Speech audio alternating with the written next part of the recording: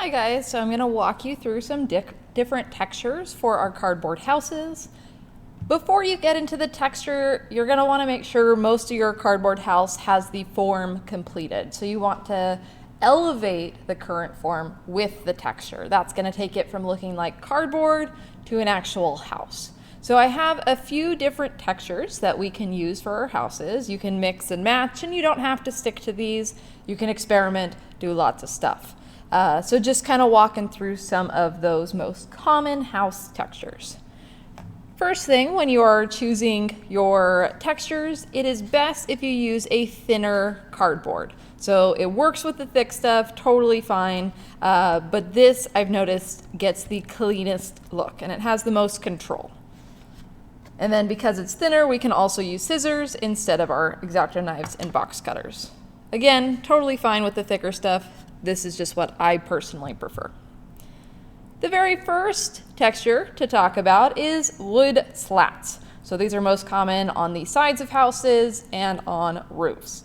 To get your wood slat, you're going to just cut a straight piece of cardboard, and you can measure this out or you can eyeball it, however you want to go about it.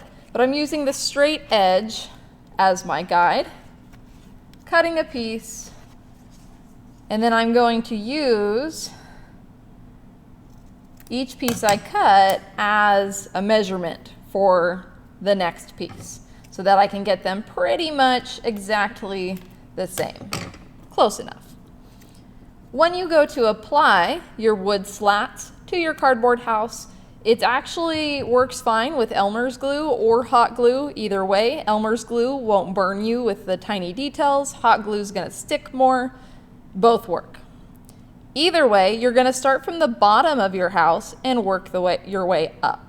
Reason for this is because we're going to take these pieces, glue, and then layer just a little bit. You don't want to layer too much, otherwise it gets too thick. But you want to layer just a little bit. So by starting from the bottom, you can layer upwards instead of trying to cram pieces underneath. So you just layer, layer, layer. And that gets that look of a wood slat. If you want it to be nice, crisp, and clean, it'll look like a newer house. If the slats are a little crooked, it'll look more like a dilapidated, spooky house. Like so. You can also take those same wood slat ideas and put them next to each other if you want more of the like wood with the nails into the wood planks. So this would be more wood planks, the other ones are slats. So that is to create that wood texture. Next most common one's gonna be brick. Brick is the same exact process as the wood slats, but instead of long strips, you are going to cut shorter strips of that cardboard. Like so. Again, I'm using one piece to create the approximate size of all my bricks. The important thing about getting brick to look actually like brick is how you lay them down. Doesn't matter top or bottom, you can start pretty much everywhere with brick. But when you do place the brick, you want them to line up. You also want to have a gap in between. That gap represents the mortar that would be placed down on an actual brick. And you want the gap pretty much all around it. The important thing to get it to look like brick is when you move on to your second row, third row, etc., you're going to want to offset the brick by lining up the middle of the piece to the gap of the top row. By lining them up to the gap, you're creating an uneven texture that makes it look like proper brick. Like so. If you were to line them up perfectly, it doesn't end up looking like brick necessarily and almost looks like a remote control where it looks like buttons. So by taking it, making it uneven, now we have good solid brick texture. Stone. Stone is nice for a nice fantasy feel on the outside of houses, on the ground or pavement if you have some sidewalk.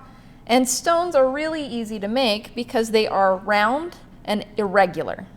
So they have rounded edges, and they're all different shapes and sizes. The best way I find to make my stones is to kind of no thoughts, head empty, just kind of cut a shape, do a nice little organic shape, like so. And I don't want a straight edge. So I'm going to come through and round out the edge, like so. You want to create different sizes, so large, medium, small. And once you have a few cut out, you can start puzzle piecing them together. I like to get a few going and then working my way into figuring out what I like where. Just like brick, you're going to leave some space in between, again, to represent that mortar. And how you lay it out depends on you. Whatever you're vibing with and what feels correct with enough space in between will look like rock. Next are shingles. Shingles on a house are usually found on the roof, and they're made out of clay tiles. To replicate the look of shingles, we're going to use a simple scale kind of shape where it is flat on one side, curved on the other. So when you are making your first shingle, you're keeping one side flat, cutting and turning so that you have your curved shingle. Trying to get it as symmetrical as possible. Once you have one shingle, you can then trace out those shingles across your board.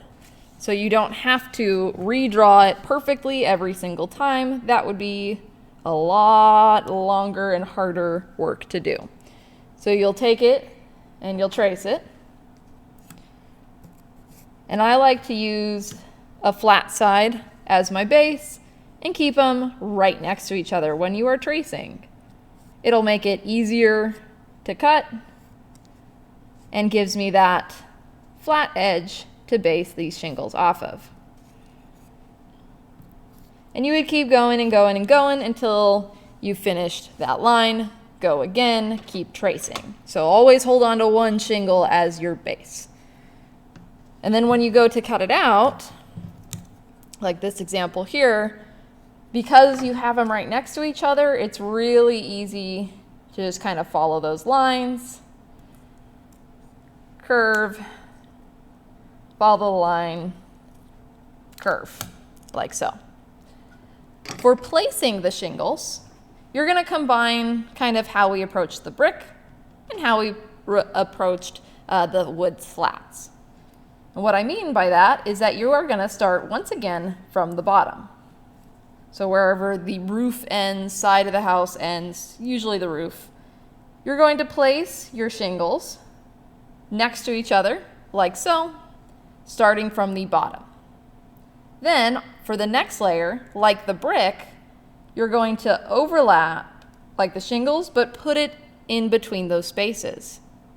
If you do it right on top of each other, it usually gets too thick, doesn't look right, and has some weird gaps. So by overlaying it to where it goes inwards, you create a nice, scaly looking shingled roof. Like so. Next texture is going to be the corrugation of the cardboard. We've talked about this in class. You just peel that top layer off. Now, a couple things is what if it doesn't peel off nice and neat? This side did, this side didn't. I like using a pencil, especially when I'm first starting, and kind of just sliding it in between to clear up some of the excess cardboard that I don't need. And then ripping off to get rid of that layer of cardboard. Now you could keep some of the rough and tough stuff to create kind of a creepy aesthetic house, or you take your time to really meticulously rip away all those extra bits. And sometimes one side comes off clean, other side doesn't. You might want to experiment with it. And you can do this directly onto your house as it is. Just cut out a little section or begin pulling and ripping, or you can apply corrugation separately and hot glue it on. Next, for houses that have a little bit more yard or organic elements, some of you have mushroom houses, pumpkin houses, etc., we want to have some organic stuff to work with. So, for example, grass.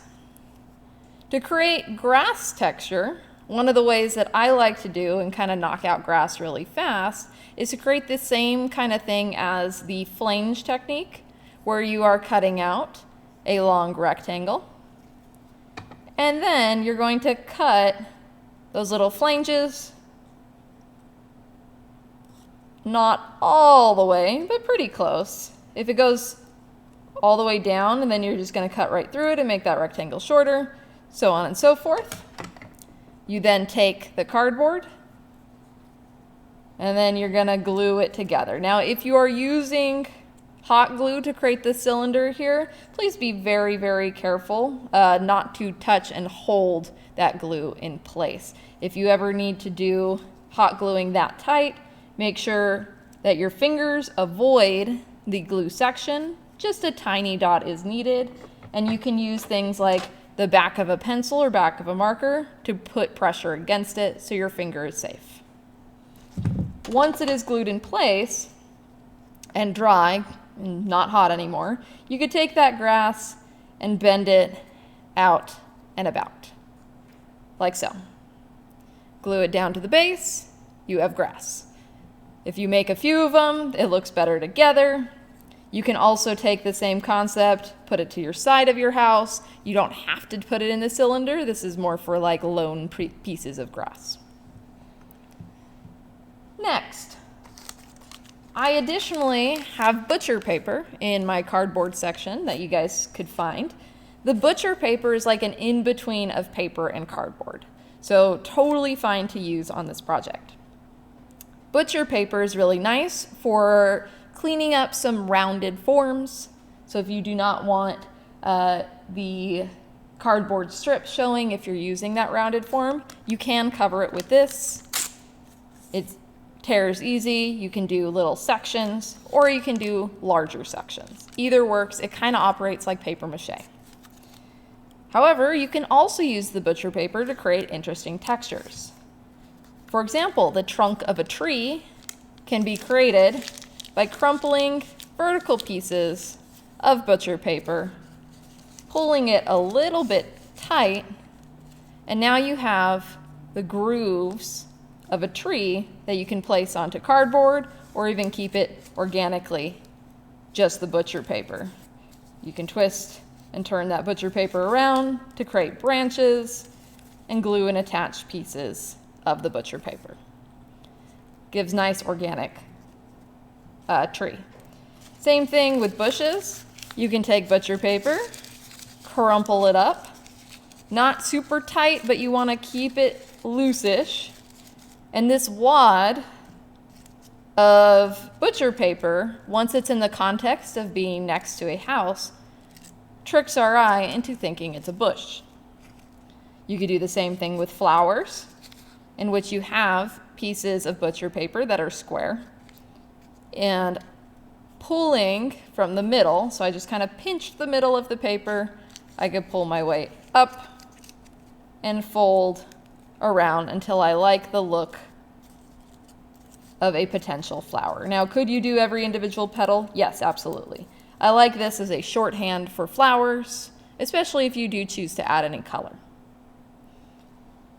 These are most of the textures that will apply to your houses. However, you can always make stuff up. You can cut strips, look, it's a stem. I can add swirly textures. I can take butcher paper or cardboard, get it wet, do some interesting stuff with the wet butcher paper or cardboard, and let it sit and then glue it.